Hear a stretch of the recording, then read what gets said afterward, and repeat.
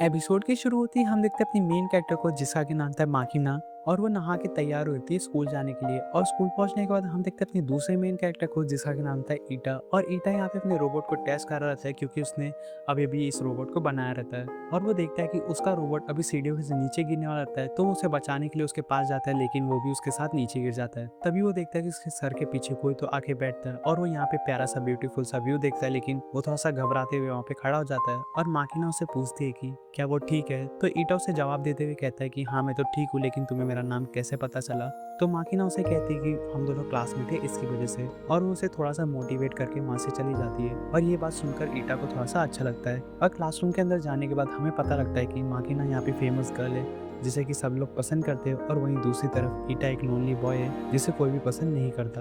और लेक्चर के दौरान हमें ये भी पता लगता है कि टीचर ये लोगों को एआई के बारे में बता रही रहती है। और ये लोगों को 3D कॉल के द्वारा एक साइंटिस्ट के साथ बात भी कराया जाता है, जहाँ पे साइंटिस्ट इन सबको लेक्चर देते हुए कहती है कि मैंने एआई रोबोट्स को बना भी लिया है। और ये सारी बातें सुनकर और देखकर ईटा को लगता है कि अगर वो अपने ऊपर फोकस करेगा तो उसका फ्यूचर भी ब्राइट बन सकता है। और फिर स्कूल से छूटने के बाद जैसे ईटा अपने घर के पास पहुंचता है तो वो देखता है कि उसकी नेबर रूट खड़े होकर उसी का इंतजार कर रही रहती है। और वो उसे बताती है कि हमारे घर के अगल बगल में किसी के घर पे तो ब्लास्ट हुआ है, जिसकी वजह से यहाँ पे पुलिस आ गई है। अगर तुम भी उस ब्लास्ट के आसपास थे तो प्लीज़ मुझे बता दो, क्योंकि तुम्हारी मॉम ने मुझे तुम्हारा ध्यान रखने के लिए कहा है। तो ईटा उनसे कहता है कि नहीं आप चिंता मत करो, मैं उस ब्लास्ट के आसपास भी नहीं था। और वो उनसे घर की चाबी लेकर अपने घर के पास चला जाता है। और वो घर के पास जाने के बाद देखता है कि उसके घर के बाहर कोई तो बैठा हुआ है। तो वो हिम्मत करके उसके पास जाता है, जहाँ पे वो देखता है कि वहाँ पे माकिमा बैठी रहती है। और ये चीज़ देखकर वो एकदम शॉक में रहता है और उससे पूछता है कि वो यहाँ पे क्या कर रही है। लेकिन मकीना उसके सवालों का जवाब नहीं देती, उल्टा उसी के बारे में बताने लग जाती है। वो उसे कहती है कि तुम्हारा कोई दोस्त नहीं है, तुम इधर अकेले रहते हो, तुम अपने परिवार वालों से दूर रहते हो। और ये सारी बातें सुनकर ईटा उससे पूछता है कि तुम्हें मेरे बारे में इतना सब कुछ कैसे पता।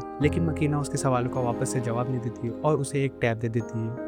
और ईटा जैसे ही उस टैब को चेक करता है तो उसे पता लगता है कि इस टैब के अंदर पूरे एआई के बारे में इंफॉर्मेशन दी गई रहती है। और उसमें एआई रोबोट्स को किस तरीके से बनाया जाता है ये भी बताया गया रहता है। तो ये चीज़ देखकर वो उससे पूछता है कि मैं इस चीज़ का क्या करूँ। तो माकिना उसे कहती है कि मुझे तुम्हारी मदद चाहिए। तो ईटा उसे मना कर देता है मदद करने के लिए। तभी माकिना उसे अपनी हालत दिखाती है और उसे कहती है कि क्या तुम अब भी मेरी मदद नहीं करोगे। और ईटा उसकी हालत को देखकर एकदम शॉक में आ जाता है, क्योंकि उसे पता लगता है कि यहाँ पे माकिना ह्यूमन नहीं एक एंड्रॉयड है। और ये चीज़ देखकर वो एकदम शॉक में रहता है। तभी माकिना उसे कहती है कि अब तो तुमने मेरी हालत तो देख ली है, क्या तुम अभी भी मेरी मदद नहीं करोगे। और वो इतना बोलकर वहीं पे गिर जाती है। तो ईटा उसे उठाकर अपने रूम के अंदर लेके आता है और उसे अपने बेड पे सुलाकर उसके बॉडी को अच्छी तरीके से एनालाइज करता है टैबलेट के द्वारा। और उसे टैबलेट के द्वारा ही पता लगता है कि माकिना के अंदर एक भी वायर का इस्तेमाल नहीं किया गया है। उसे एडवांस टेक्नोलॉजी से बनाया गया है कि वो एकदम फुल्ली ऑटोमेटिक तरीके से वर्क कर सके। तो ईटा ये चीज़ देख कर बहुत ज़्यादा इंप्रेस हो रहा रहता है और वो सोचता है कि वो पूरे रात भर में इस मैनुअल गाइड को ख़त्म कर देगा और यहाँ पे माकिना को भी रिपेयर कर देगा। और सुबह तक यही होता है, वो माकिना को अच्छी तरीके से रिपेयर कर चुका रहता है। और माकिना जैसे ही उठती है और उसके पास आने की कोशिश करती है तो ईटा उसे कहता है कि प्लीज़ तुम सबसे पहले कुछ कपड़ों को पहन लो।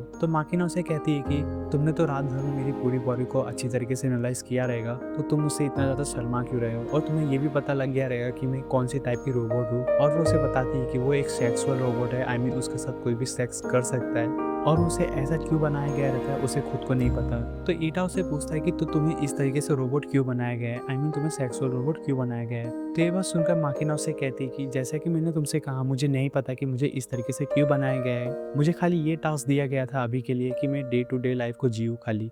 और माकिना उसे अपनी हालत का वजह भी बताती है। वो उसे बताती है कि उसकी हालत किस तरीके से वैसी हो गई थी। वो उसे बताती है कि कल जब मैं घर पे आई और जैसे ही मैंने दरवाजा खोला तो एक बड़ा सा ब्लास्ट हुआ और मेरी हालत वैसी हो गई। और मैं उस समय किधर भी रिपेयर करने के लिए नहीं जा सकती थी तुम्हारे अलावा, इसकी वजह से मुझे तुम्हारे पास आना पड़ा।